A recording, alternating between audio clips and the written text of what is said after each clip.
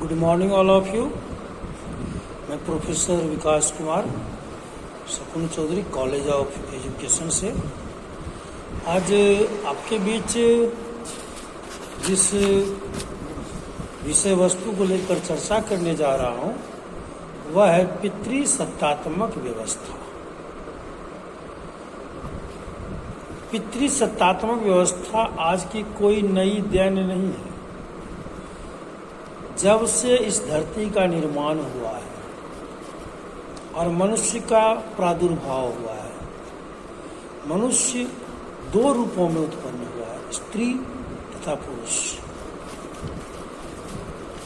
पुरुष ने घर संभालने का काम महिलाओं को दे दिया और जितनी भी बाहरी जिम्मेवारी थी, जैसे पैसे कमाना, समाज की सुरक्षा करना, परिवार की सुरक्षा करना, ये सारी जिम्मेवारी पुरुषों के हवाले हुई।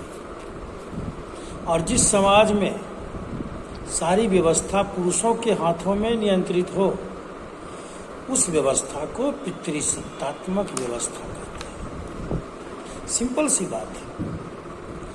पितृसत्तात्मक दो शब्दों के योग से बना है, पितृ प्लस सत्तात्मक। पितृ का मतलब होता है पिता, की सत्तात्मकता का मतलब होता है उनका शासन व्यवस्था।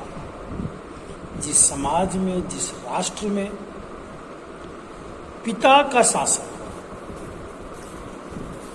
उस समाज, उस राष्ट्र को पितृसत्तात्मक व्यवस्था कहते हैं। जैसा कि मैंने कहा, यह प्राचीन काल से चली आ रही है, खास करके भारतीय समाज में। ऐसा नहीं कि पूरे विश्व में हर जगह पितृसत्तात्मक व्यवस्था ही हो, लेकिन ज़्यादातर भारत में पितृसत्तात्मक व्यवस्था रही है। लेकिन अपवाद स्वरूप भारत के भी कुछ ऐसे जगह हैं जहाँ मातृसत्तात्मक व्यवस्था भी थी। जैसे इतिहास में बताती है कि गौतमी पुत्र सातकर्णी, गौतमी उसकी माता का नाम और पुत्र सातकर्णी। इस प्रकार से मातृसत्तात्मक व्यवस्था भी थी, लेकिन अधिकांशतः भारत प्रदेश में पितृसत्तात्मक व्यवस्था ही रही है। और आज हम इसी की चर्चा की लिए जा रहे हैं, पितृसत्तात्मक व्यवस्था। आखिर इस पितृसत्तात्मक व्यवस्था की क्या विशेषता थी? क्यों लोग इस व्यवस्था को आगे बढ़ने दिए? मातृसत्तात्मक व्यवस्था लगभग हर जगह गौण हो चुकी है। हाँ, महिलाओं का सम्मान करना एक अलग बात है, लेकिन सत्तात्मक भागीदारी पुरुषों के हाथ में है। महिला का हम सम्मान करते हैं। कहा जाता है, यत्र नार्यस्तु पूज्यन्ते रमन्ते तत्र देवता। घर में महिला, परिवार में पुरुष, समाज में मुखिया, देश में राजा का सम्मान होना चाहिए, क्योंकि प्रलय और निर्माण इन सभी के हाथों में मौजूद होता है। इन सभी में से किसी की उपेक्षा नहीं कर सकते। जिस तरह परिवार में माता की उपेक्षा नहीं की जा सकती, तो शासन व्यवस्था में पिता की उपेक्षा नहीं की जा सकती। उससे बेहतरीन शासन कोई दे ही नहीं सकता। इस सत्तात्मक व्यवस्था की कुछ विशेषताएं हैं। इस व्यवस्था में पुत्र का महत्व होता है। यह पुरुष प्रधान समाज की ओर इंगित करता है। पुरुषों के ताकत अधिक विस्तृत होते, उसका साम्राज्य अधिक विस्तृत होता है। शक्ति तथा अधिकारों का हस्तांतरण मतलब एक हाथ से सत्ता का दूसरी हाथ में अंतरण, मतलब एक हाथ से दूसरे हाथ में जाना, पिता से पुत्र की ओर जाना। इस तरह से शक्ति तथा अधिकारों का हस्तांतरण पिता से पुत्र की ओर होता है, ना कि पुत्री की ओर। दूसरी विशेषता है पितृसत्तात्मक समाज में सारी निर्णय शक्ति पुरुषों के हाथ में होती है। पितृसत्तात्मक व्यवस्था में विवाह के पश्चात स्त्रियां अपने पति और पुत्र पर निर्भर करती है, जबकि विवाह के पूर्व बालिका होती है तो वह अपने भाई और पिता के ऊपर निर्भर करती है। पितृसत्तात्मक व्यवस्था का यह एक मुख्य विशेषता है। अन्य विशेषताओं में होती है स्त्री के पास संपत्ति तथा उत्तराधिकार संबंधी अधिकार नहीं होते हैं। अब मैं आगे बताऊंगा कि इसकी आवश्यकता क्या है, इसका महत्व क्या है। पितृसत्तात्मक व्यवस्था को चलाने के लिए इसकी आवश्यकता होती है। सामाजिक व्यवस्था को सुचारू रूप से चलाने हेतु, उन्नति तथा विकास हेतु, सार्वभौमिक शिक्षा हेतु, प्रजातांत्रिक मूल्यों की स्थापना हेतु, अंधविश्वासों तथा कुरीतियों की समाप्ति हेतु, स्त्रियों की सुरक्षा हेतु, आत्म प्रकाशन हेतु, निर्णय क्षमता के विकास हेतु, सर्वांगीण विकास हेतु, समाजीकरण हेतु पितृसत्तात्मक व्यवस्था की आवश्यकता इसलिए होती है कि शासन कभी भी नमनीयता से लचीलेपन से नहीं चलाया जा सकता। शासन में अनुशासन का होना अत्यंत आवश्यक है और यह शासन का कार्य सिर्फ पिता के हाथ हो सकता है। माताएं कोमल हृदय वाली होती है, दयालु होती है, शासन व्यवस्था उनसे नहीं चल सकती। इसीलिए भारतीय समाज में पितृसत्तात्मक व्यवस्था की अत्यंत आवश्यकता है। अब मैं चर्चा करूंगा पितृसत्तात्मक व्यवस्था हमारे भारतीय समाज में सहायक है या बाधक है। इसे बाधा पहुंचती है या सहायता मिलती है। हम सभी जानते हैं कि पितृसत्तात्मक व्यवस्था चुनौतीपूर्ण लिंग की अंतःक्रिया और सामाजिक संगठन के मध्य पहचान स्थापित करने में बाधक है या नहीं, और यदि बाधक है तो सहायक किस प्रकार है।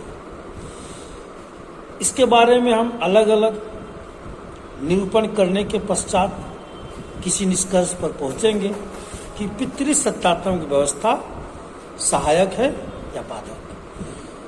हम पहले आप लोगों के बीच पितृसत्तात्मक व्यवस्था सामाजिक संगठनों के साथ अंतःक्रिया और पहचान बनाने में सहायक है, इसके बारे में चर्चा करेंगे। इसके अंतर्गत हम निम्न बिंदुओं को देखेंगे। पहला, पितृसत्तात्मक व्यवस्था की एक विशेषता है कि इसके द्वारा स्त्रियां आर्थिक उत्तरदायित्वों के बोझ से मुक्त होती है, वह स्वतंत्रता का अनुभव करती है। दूसरी, पितृसत्तात्मक व्यवस्था के कारण पुत्रों को जल्दी ही आर्थिक जिम्मेदारियों के निर्वहन हेतु तैयार किया जाता है। वहीं स्त्रियां इससे अलग होकर सामाजिक क्रियाओं में निर्बाध रूप से भाग लेती है। स्त्रियों को उचित रूप से विकसित होने का अवसर मिलता है। उसके पास न आर्थिक तनाव होता है, न सामाजिक तनाव, न पारिवारिक तनाव, सारी तनाव से मुक्त होती है। पितृसत्तात्मक व्यवस्था में बालिकाओं और स्त्रियों को सामाजिक, शारीरिक तथा सबसे बढ़कर मनोवैज्ञानिक सुरक्षा प्रदान की जाती है। सबसे बड़ी बात है, आज अगर कोई लड़की कहीं अकेली जाती है, उसे तमाम प्रकार की धारणाएं और भय उसके मन में धारण कर लेती। कोई मेरा पीछा तो नहीं कर रहा है, कोई मेरा कुछ बिगाड़ेगा तो नहीं, कोई नुकसान तो नहीं पहुंचाएगा। लेकिन अगर उसके साथ उसका छोटा भाई भी है, भले ही वह अल्पवयस्क, तो भय मुक्त हो जाती है कि मेरे साथ मेरा भाई है, और वह अपना कार्य निर्बाध रूप से करती है।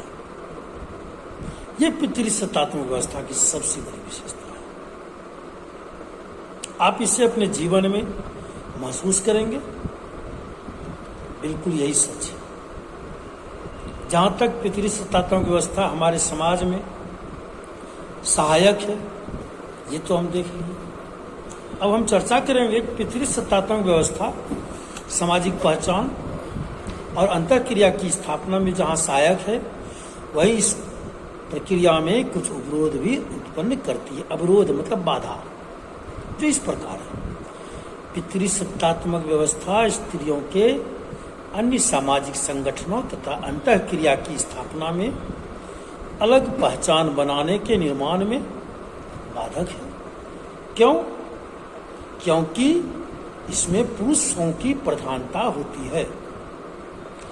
दूसरी बात करेंगे, पुरुष सत्तात्मकता में सामाजिक संगठनों द्वारा स्त्रियों को उपेक्षित या कम महत्व दिए जाने से उनकी अंतःक्रिया और पहचान बाधित होती है।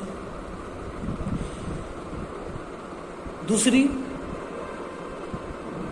स्त्रियों को पितृसत्तात्मक व्यवस्था के कारण पुरुषों के अधीन रहना पड़ता है। हर छोटे मोटे निर्णय पुरुषों से पूछकर करनी पड़ती है। अपनी पहचान उनकी खो जाती है। आगे मैं चर्चा करूंगा।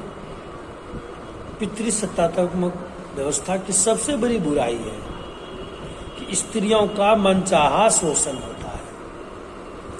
इस तंत्र के कारण वे समाज के साथ अंतःक्रिया स्थापित करने में सक्षम नहीं होते हैं। पितृसत्तात्मक व्यवस्था के कारण संविधान द्वारा प्रदत्त मौलिक अधिकार भी बाधित हो रहे हैं। संविधान कई प्रकार की अधिकार प्रदान करती है।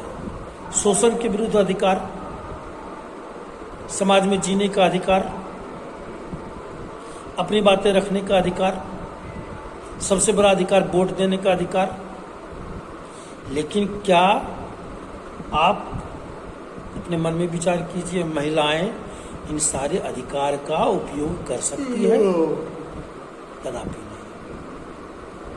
स्वयं वर चुनने का अधिकार, यह भी हमारे संविधान ने दिया है कि महिलाओं को इस प्रकार की आजादी नहीं दी गई है, क्योंकि कहीं ना कहीं वे चूक जाती है और उनका भविष्य अंधकार में रहता है। इसलिए भारतीय समाज में पितृसत्तात्मक व्यवस्था अति आवश्यक है। मैंने पहले ही कहा है, महिलाएं सुकोमल सुहृदयी होती है, वह छल प्रपंच से दूर होती है। और वहीं पुरुष अपनी सत्ता स्थापित करने के लिए किसी भी हद तक चले जाते हैं। महिलाएं छली जाती है, पुरुषों के शोषण का शिकार होती है। तो पितृसत्तात्मक व्यवस्था का सबसे बड़ा दोष है। धन्यवाद। आज बस इतना ही। लेकिन निष्कर्ष पर तो पहुंचे नहीं। चलिए निष्कर्ष की बात करते हैं। निष्कर्षतः हम यह कह सकते हैं कि पितृसत्तात्मक व्यवस्था जहां भारतीय समाज में बाधक है, वहीं सहायक भी है। हम जानते हैं कि हर चीज का अलग अलग पहलू होता है। जहां रात है वहीं दिन है, जहां मेहनत है वहीं फल है। हम किसी एक की कल्पना कदापि नहीं कर सकते। हम जिस व्यवस्था में जी रहे हैं वह लाभ है तो हानि भी है। तो निष्कर्षतः हम इस मोड़ पे पहुंचते हैं कि जो व्यवस्था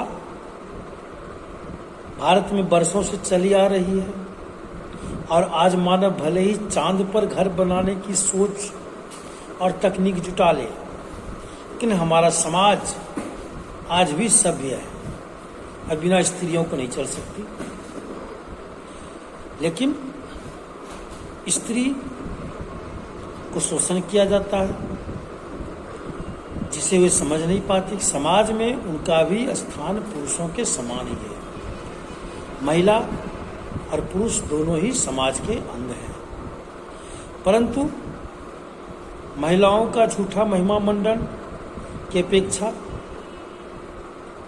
परिवार, धर्म, जाति, विद्यालय आदि में उनकी सहभागिता सुनिश्चित करें तो स्त्रियों को भी पृथक अस्तित्व और समाज से संवाद स्थापित करने के लिए सुअवसर मिल जाएंगे। धन्यवाद। चलिए अगली कक्षा में फिर मुलाकात होगी।